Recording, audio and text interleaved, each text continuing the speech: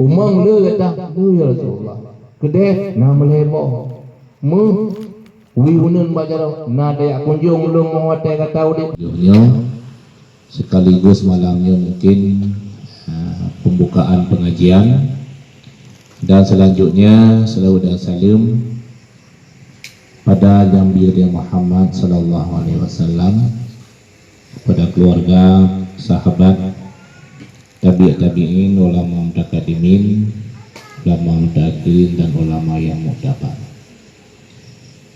Yang kita muliakan Umi dan keluarga selaku tempat. Kemudian kepada ulun syekh sekalian, Umi Abahu, jamaah majelis taklim, jamaah majelis zikir, itu belah kalau tujuh lah. Gem doa lah. Kitanya hotel dan keluarga yang cik, hotel tunangan, bertuju, hotel kawin, bertuju, hotel mume, mume kau bertuju lah.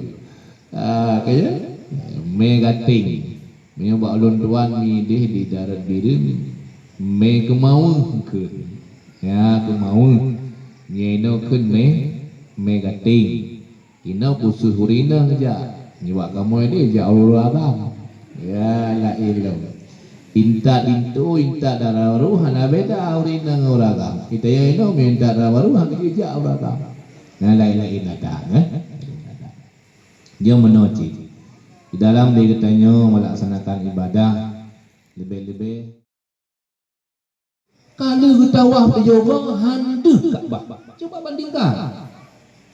Pakon, kita periksa yang kelagi, gejak, makana jak selfie, jak kadahanai di lako, kemudian jak minta dempat yang gempek luar biasa, pada jak lagi pun ditanya mbak ke pimpinan driver, sukar kali, tak terima buatnya. Assalamualaikum. Allah Taha Rasulillah Salatullah Salamullah Ala Yasin Habibillah Salat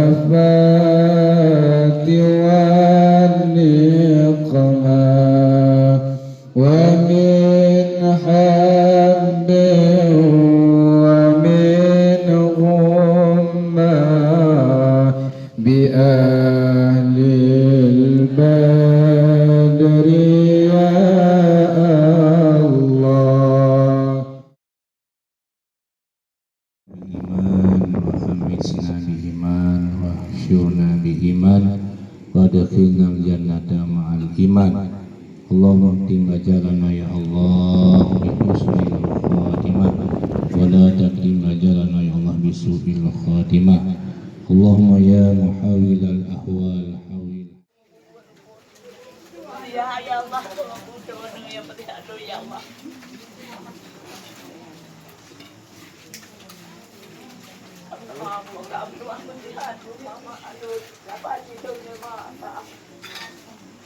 Allah Rabbi la ilaha illallah.